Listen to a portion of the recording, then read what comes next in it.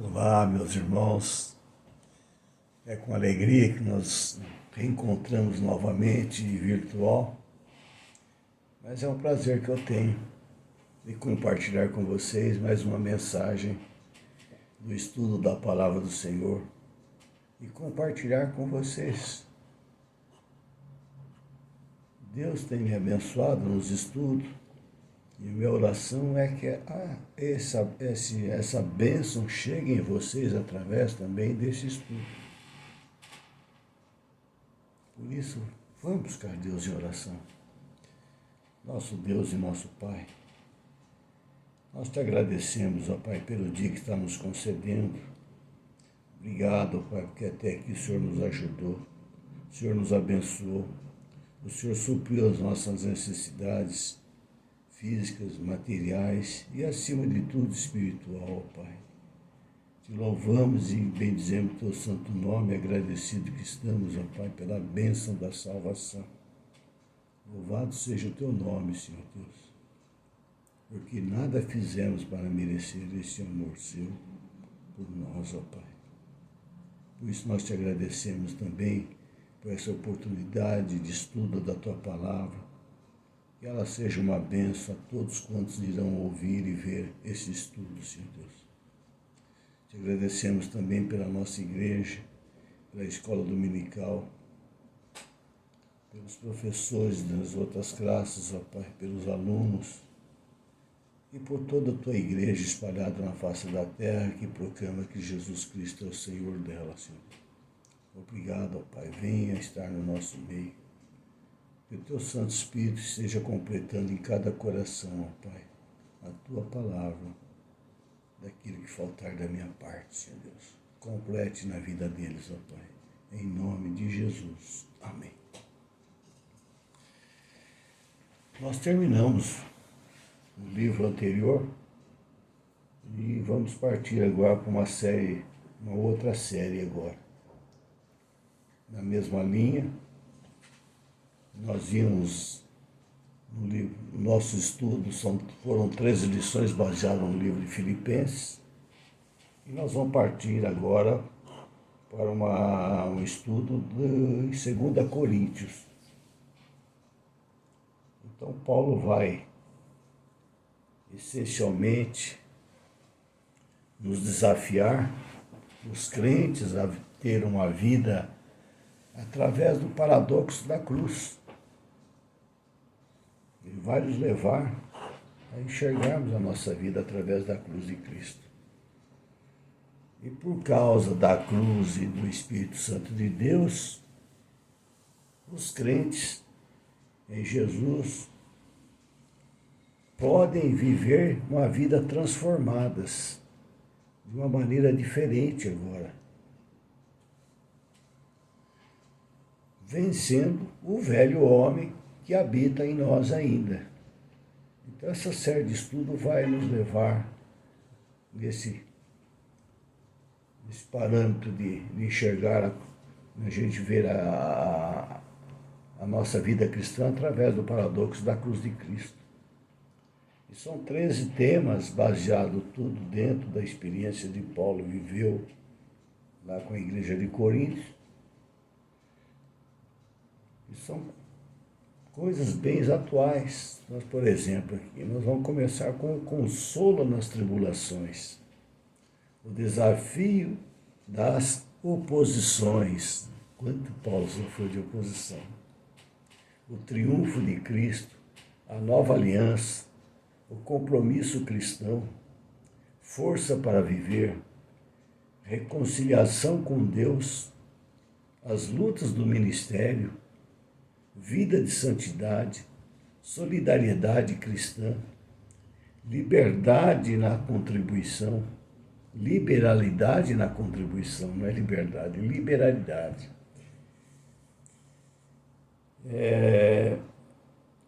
Verdadeiros líderes e fecha com integridade pastoral. As revistas devem estar chegando essa semana, então no próximo estudo nós estaremos já entrando nesta lição. Hoje eu vou fazer uma pequena introdução do livro de 2 Coríntios. é bem pequena. Há diversas maneiras de se abordar, mas vou dar um panorama passando por cima desse estudo, que é muito interessante a gente ver e traz reflexões para nós também. Deus abençoe vocês, meu irmão, nesse estudo, porque o propósito da carta de Paulo escrever à igreja de Coríntios foi que a igreja tinha sido infiltrada por falsos mestres que desafiavam tanto a integridade pessoal de Paulo quanto a sua autoridade apostólica. O judaizante estava onde Paulo ia, o judaizante ia atrás, tentando desfazer tudo aquilo que Paulo pregava, o verdadeiro evangelho. Então Paulo voltou a escrever aos Coríntios e o fez com o ânimo ainda dolorido, como mais tarde ele haveria de comentar lá no livro de Coríntios 2,4. Ele diz assim: porque em meio de muitos sofrimentos e angústia de coração, os escrevi com muitas lágrimas.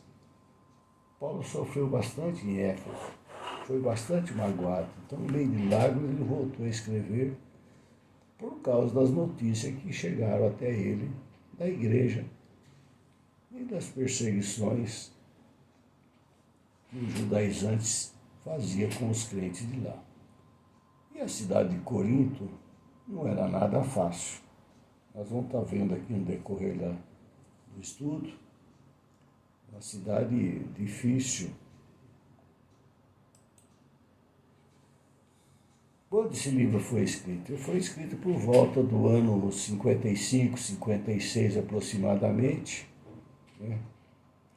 Provavelmente 6 meses depois de escrever a primeira carta. Aproximadamente 4 anos depois de ter fundado a igreja de Corinto. Então, o conteúdo dessa carta, enquanto a primeira carta é voltado em boa parte aos problemas específicos dos coríntios, são questões doutrinárias e práticas, a segunda carta abre mais o coração de Paulo para mostrar os seus sentimentos fortes em relação aos coríntios e mais ainda para com o Senhor. Então é um livro extremamente rico, pelo qual somos privilegiados para ver o coração de um dos grandes personagens da história, que é o apóstolo Paulo. Falar um pouquinho da cidade de Corinto.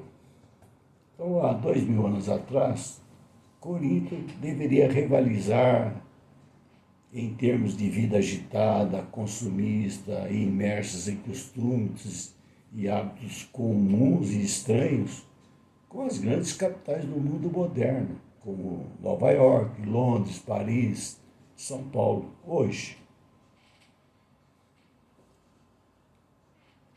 Na época, somente Roma poderia comparar-se a Corinto. Mesmo assim, a cidade de Corinto ganhava em muitas coisas de Roma. E a cidade tinha aproximadamente, na época, 250 mil habitantes. Então, o que a gente vê nessas grandes cidades que eu citei de hoje, proporcionalmente à população, são as mesmas coisas que tinham lá, tem hoje aqui.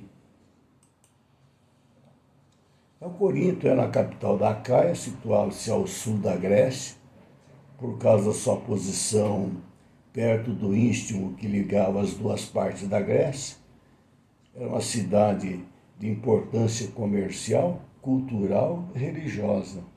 Tudo passava por Corinto. Tinha 2 portos. E também tinha diversos templos dedicados aos vários falsos deuses da época. O mais famoso deles é o templo de Afrodite, onde os adoradores da deusa praticavam a prostituição. Embora a cidade de Corinto fosse acentuadamente intelectual, mas ao mesmo tempo era profundamente depravada moralmente. Então a própria palavra Corinto era sinônimo de corrupção. Mas na antiguidade havia uma fonte de mal em Corinto. E era conhecido de todo o mundo civilizado porque passava por lá. Sobre o Istmo era a passagem de um mar para o outro. O mar Egeu e o outro mar eu não me lembro agora qual é, não veio na mente. E lá passava-se então, tinha uma colina chamada Acrópolis. E essa colina estava o grande templo de Afrodite, a deusa do amor. E ela tinha por volta de 1000 sacerdotisas que eram prostitutas consagradas. E ao entardecer, eles desciam do Acrópolis e se ofereciam nas ruas de Corinto, nos portos, aos viajantes. Era uma mensagem de povos ali muito grande. Então havia muita procura pelas prostitutas do templo de Afrodite. Além desse pecado mais áspero, florescia em Corinto vícios como os mais recônditos que tinham chegado com os comerciantes e marinheiros de todas as partes do mundo, até que Corinto não foi só sinônimo de riqueza e luxo, de alcoolismo, de corrupção, mas também de imundície.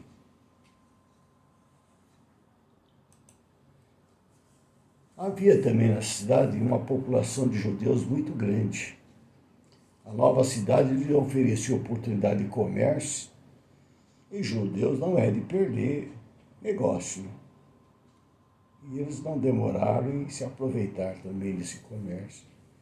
Havia grupos de fenícios, de frígios, gente do Oriente, com seus estranhos costumes exóticos e suas modalidades histéricas, né? Então era uma população de raças indefinida e heterogênea, de aventureiros gregos, burgueses romanos, uma pequena mescla de fenícios. Então essa massa de judeus, ex-soldados, filósofos, mercadores, marinheiros, libertos, escravos, marreteiros e agentes de todo tipo de vícios. Então essa era uma população, formava a população de Corinto. E ela caracterizava como uma colônia sem aristocracia, sem tradições e sem cidadãos bem estabelecidos. Nesta sede de vícios, nos lugares menos apropriados de todo o mundo grego. E foi ali então que Paulo realizou uma das suas maiores obras e se obteve um dos maiores triunfos do cristianismo. Era uma cidade rica, populosa, com os centros comerciais maiores do mundo antigo, mas Corinto tinha outra cara. Tinha a reputação de sua prosperidade material, mas era também sinônimo de pecado e imoralidade. Seguimento e acompanhamento das primeiras cartas que Paulo havia enviado à igreja de Corinto.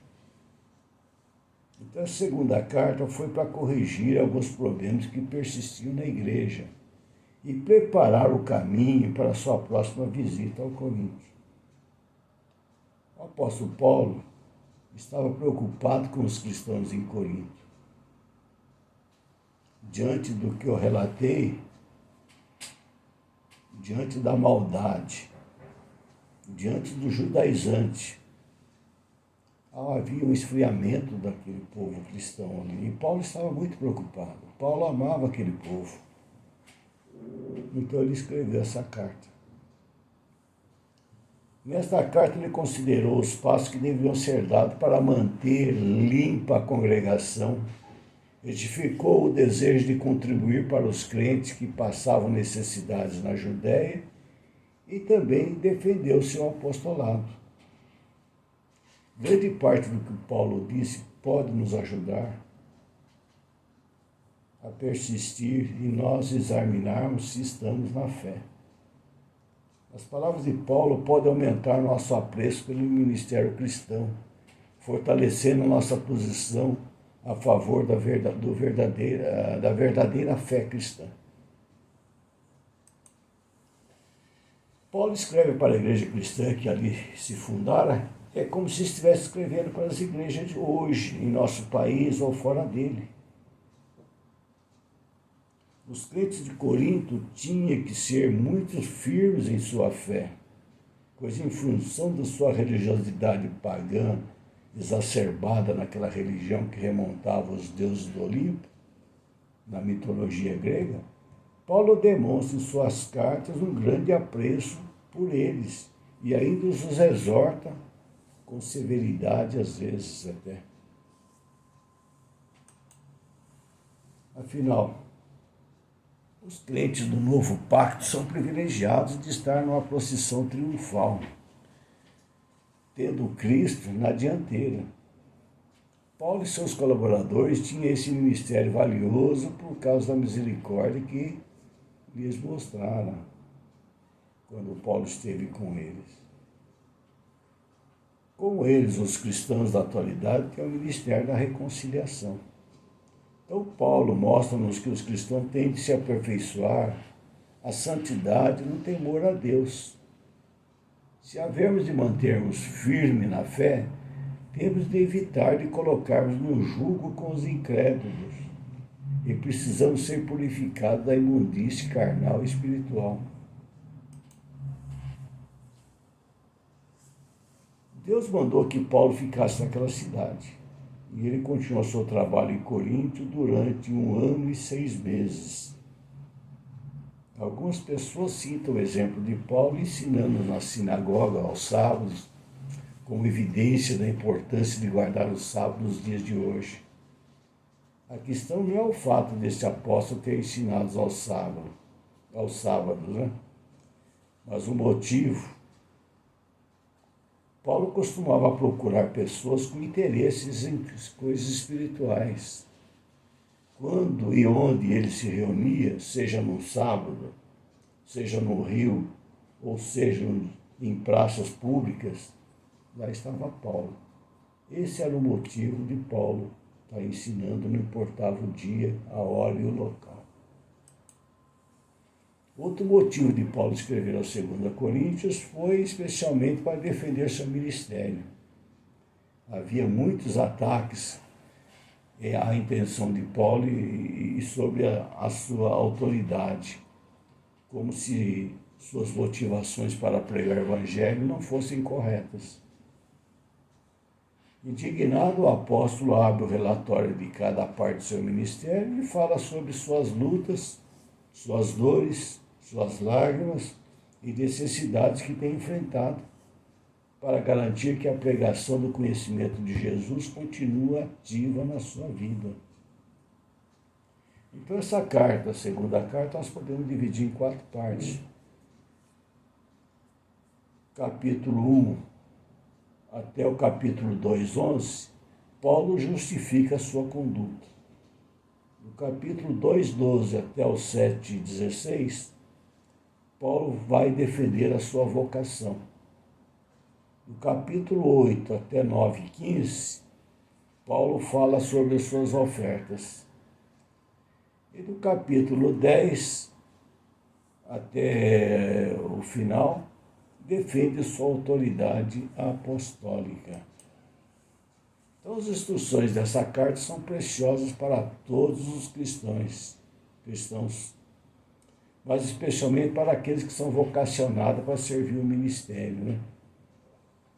O relato das experiências de Paulo e tudo que ele tem vivido com o passar do tempo nos mostram que servir a Deus de maneira integral não é uma tarefa tão simples quanto a maioria dos cristãos imagina.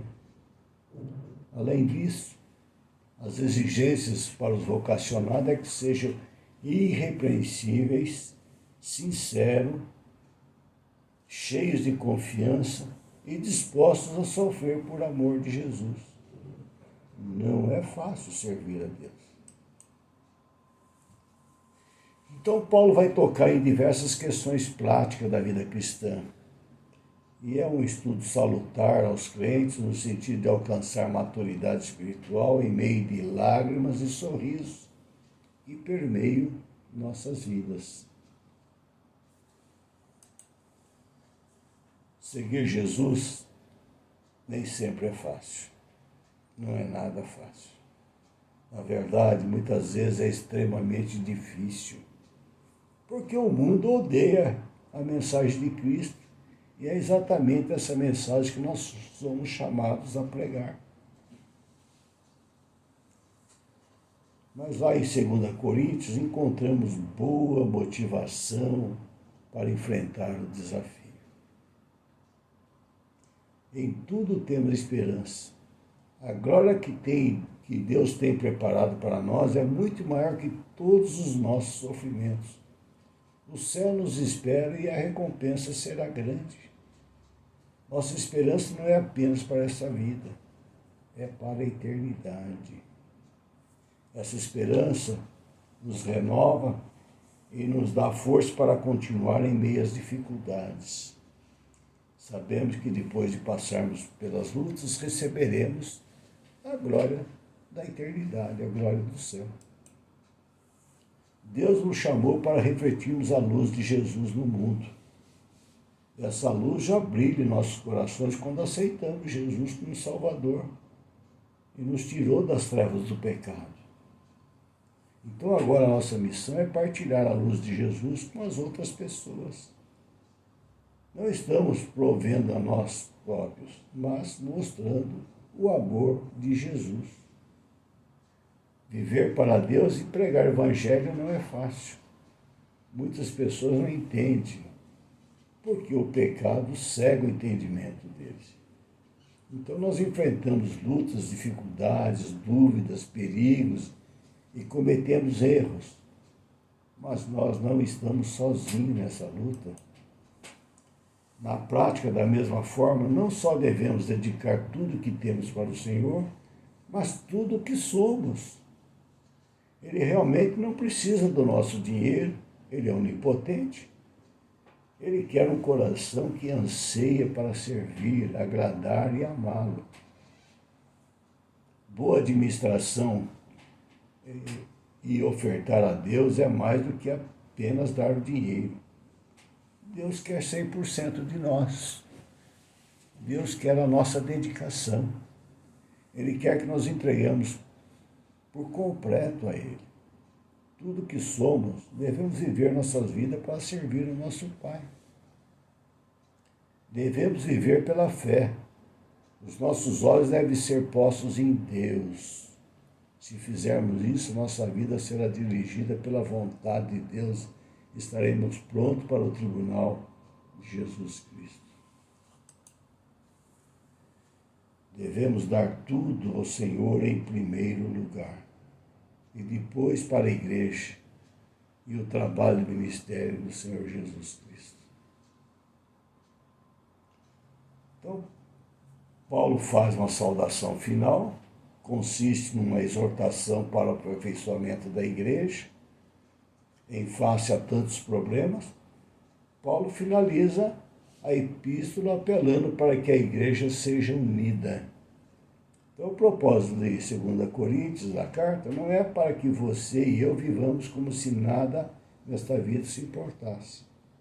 Assim que olhemos para a vida com a perspectiva de que, por mais difícil que as coisas sejam nesta vida, em algum momento ela vai passar.